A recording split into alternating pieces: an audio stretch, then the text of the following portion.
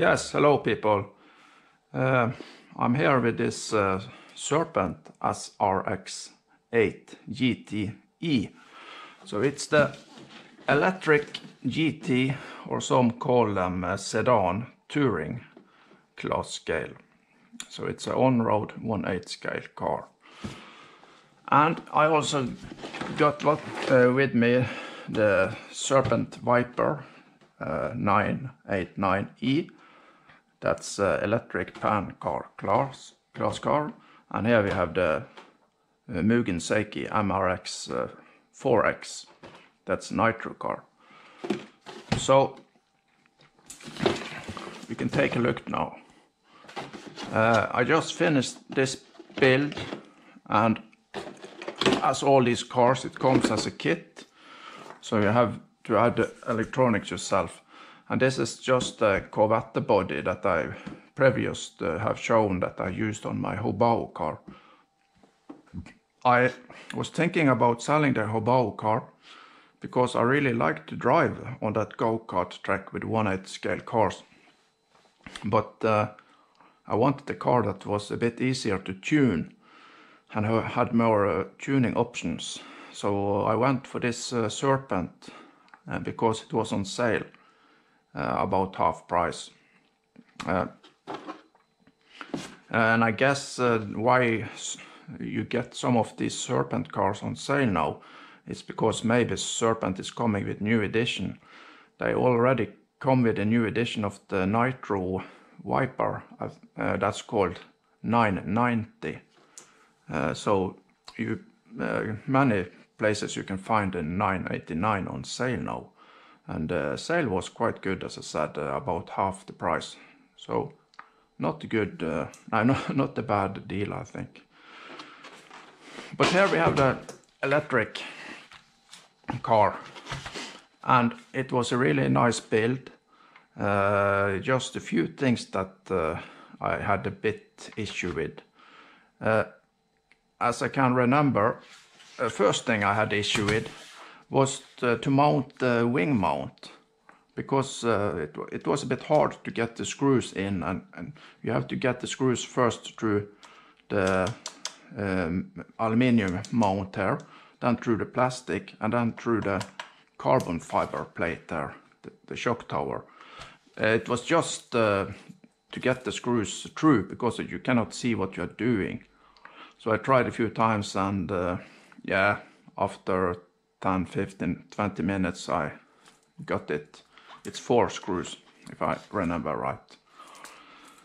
So that was a bit hard to do. The other thing that was a bit hard to do was mounting the bumper. Also, you have some nuts here. That was a bit hard to get in. You place some nuts inside the 3 holes there, and it was a bit hard to get them down into the holes, but just used some force and I get them inside and could use the screws from the underside up. And the last thing I remember, on the you have 4 axles there. You have the shafts and you have 4 axles, and on all the axles you have this rubber sealing that should help so you don't get any dust or sand into the axles there. And it was a bit hard to assemble and get it right. I think I maybe cracked one of the rubber sealings, but my thought about this is, okay, it's good to have, and if you are only driving on clean asphalt with no sand or gravel, maybe they can hold on. But if you use the car somewhere where there are a bit sand or gravel, I think you will rip apart these rubber sealings quite fast. So I have mounted all 4s, and it was easier with the last 2 when I had done it a few times, but we'll see how long they are last. Other than that, really the build was straightforward for me. I heard some else have complained about the diff. You have to get the diff in the right positions because you have these plastic parts that you can, it's plastic inserts that raise or lower the diff. But for me it was okay. Just use a file, because with all plastic parts you can have some leftovers, because the plastic parts sometimes are, they come not cut out complete, so you have to cut them out. And there can be some small plastic parts sticking out, and if that's so, it can be very hard to get the plastic parts in the right position if it's tight. So just use the file and file off every of these small plastic parts you can find. Then usually it comes together easier. Also just put on some grease or some oil, and maybe it can also slide easier in. I would say this car is of high quality, of course, because the diff case, or what to call it here, the bulk, what they call it, the bulkhead or something here in the rear, it's completely in aluminium, also in the front. And you see these braces here are in carbon fiber. Also all 4 hingpin blocks are in aluminium. You have here rear, front, rear, or what they call it, and front, and front. This is front, rear. This is the rear, front. All are in aluminium. And the chassis, I think, is in 70-75 of aluminium. So, and also all the hubs are aluminium, and these hub parts here are in carbon fiber. And the shocks looks for me really good. All parts in aluminium here. Shock towers in carbon fiber. Yes, you have this open diff design here, so you can see the diffs here. And what I read was that Serpent said this is because usually you drive this car on asphalt tracks, where they have brushed the track, so it's not much sand or dust or gravel, small stones.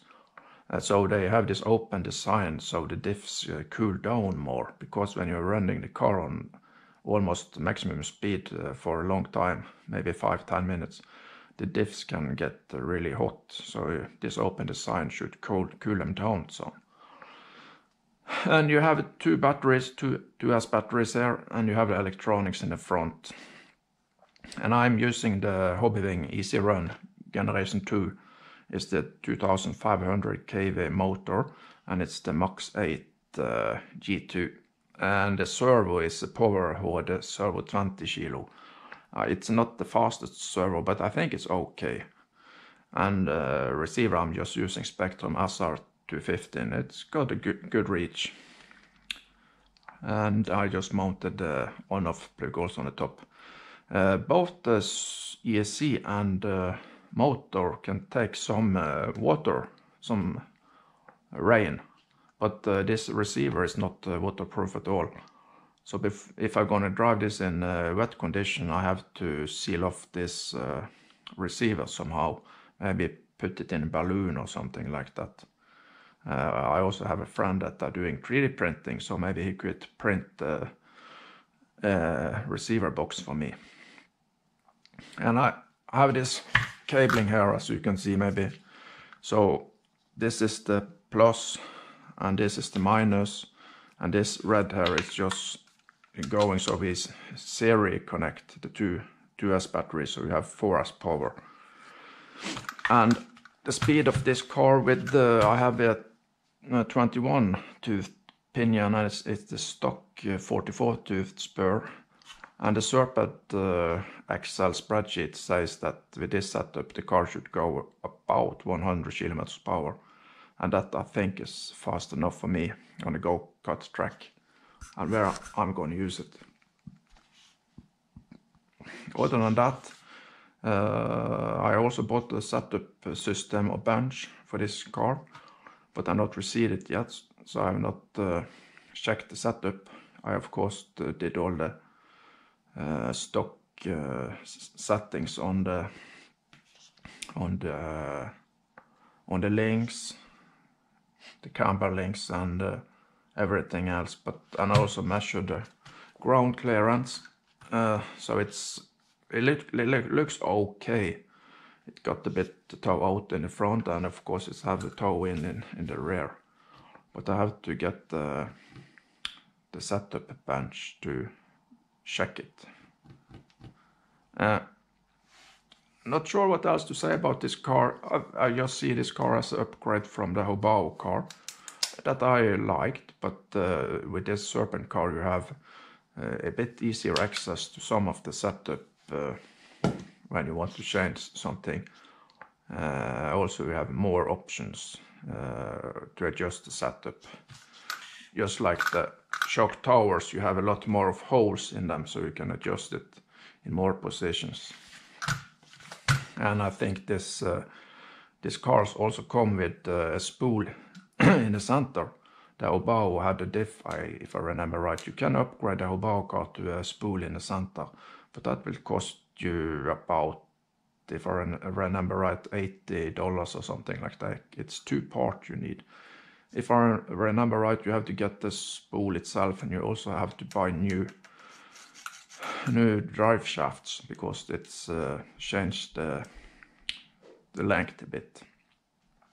And this car has stock setup, so it's got 1.5 million oil in the front in the diff, and it got a spool in the center, as I said, and it got just 30k in the rear diff. That's the stock setup, and so I'm just going to start with that. And important to, so I have to check how this car behaves on the track and if it's keep cool. So this is a GT on-road car, yes. And then we can compare it with this Serpent Viper 989. This is a pan car, also a 8-scale on-road car, but it's another design, and it's not got this drive shafts and diffs. It's got belts and pulleys, and motor is mounted to this spur. You have this axle here, and it's got the belt directly to the rear axle, or what to call it. So no diff in the rear or in the front, and nothing in the middle here. So it's a completely different design, but this is also electric. And also you can see the wheels here are bigger width in the rear and smaller in the front. And GT car are using rubber tires, and here we have foam tires. So a different design, and I believe this car will be faster as long as you have good grip on the asphalt.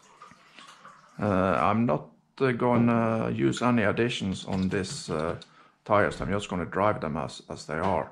Well, I maybe have to see how it goes, but I hope I can just use it as they are. So we will see on the go-kart track what car that have enough grip.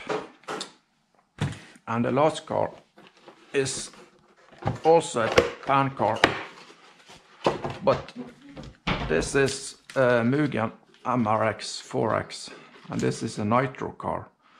So the difference, of course, between these two cars is that we have one electric and one nitro.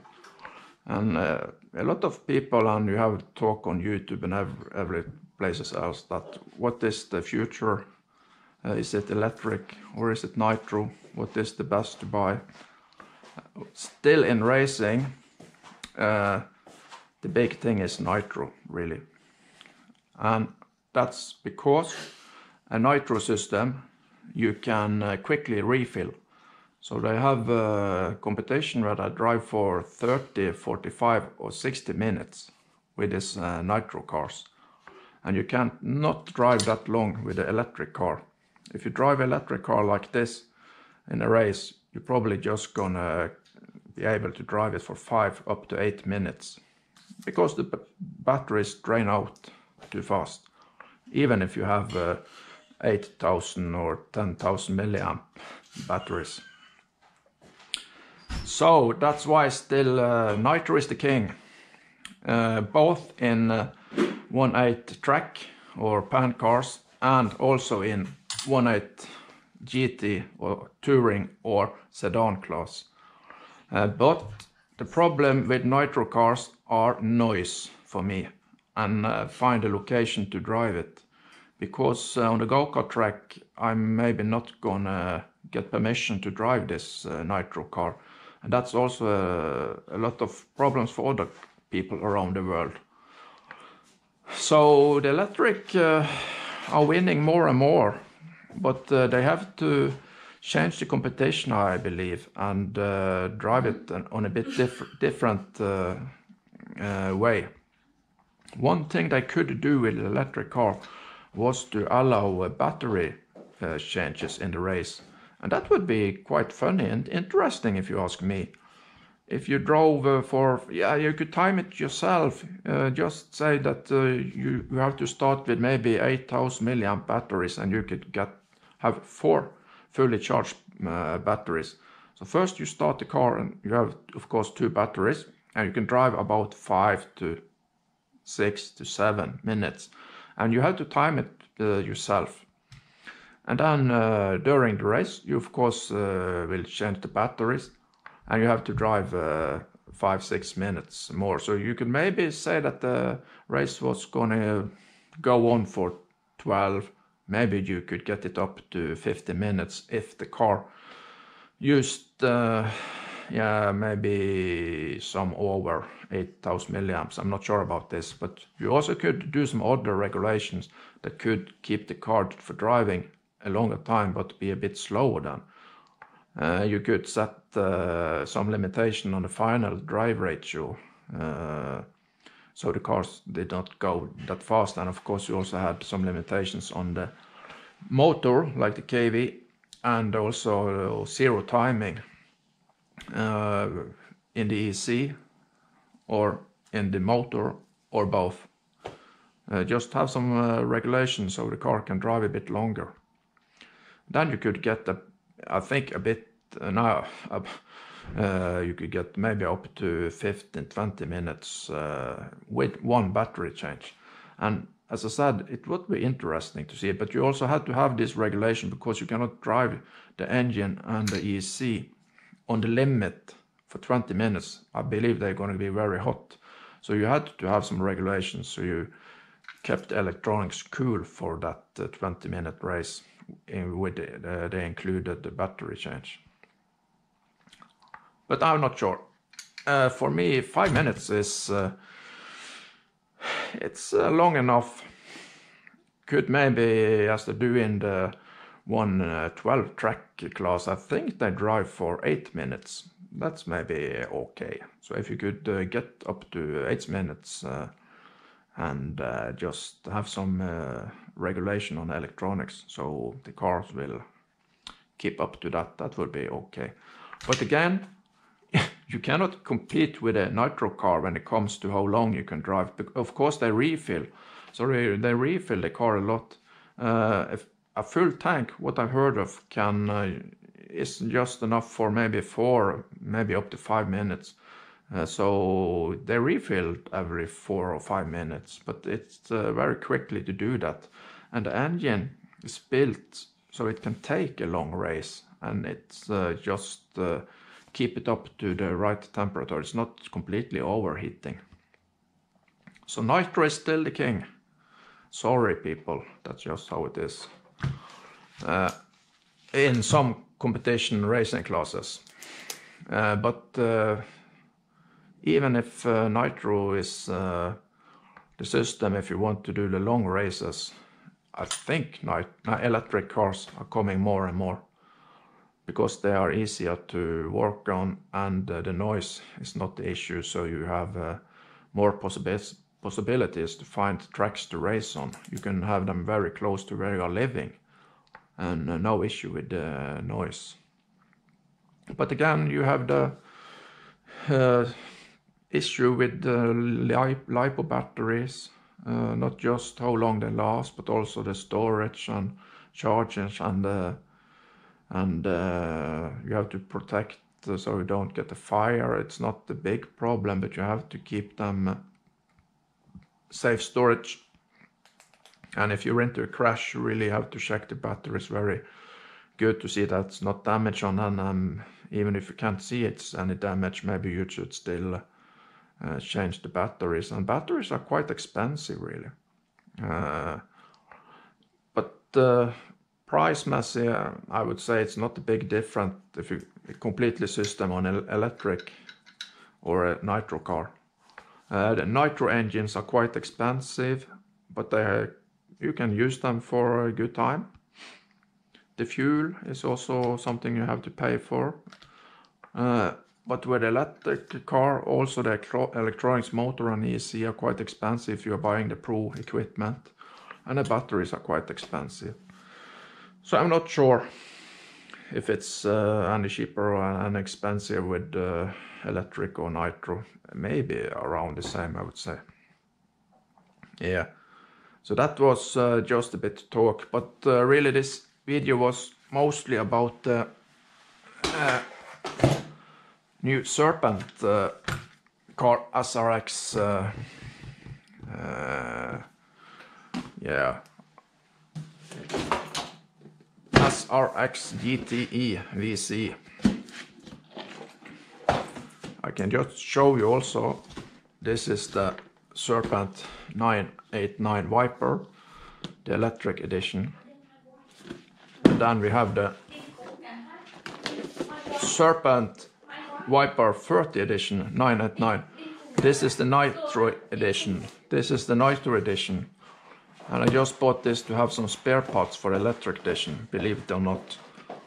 But if the electric car works good and I don't break down any parts, maybe someday I could build this up and use the nitro if I find some track to use it on. So I'm just gonna have it in spare. And all these cars was on sale. So that was it. In the end you will see some images of these cars, and you also see how it compares to 110 scale touring class car in the size. And maybe already tomorrow or some day later I will have a chance to drive the car and test the maximum speed on a go-kart track. It's a bit cold in Norway now, around 7, 8, 9 degrees Celsius, so it's low grip on the go-kart track, but I will see how it goes. Alright, come back later, bye bye.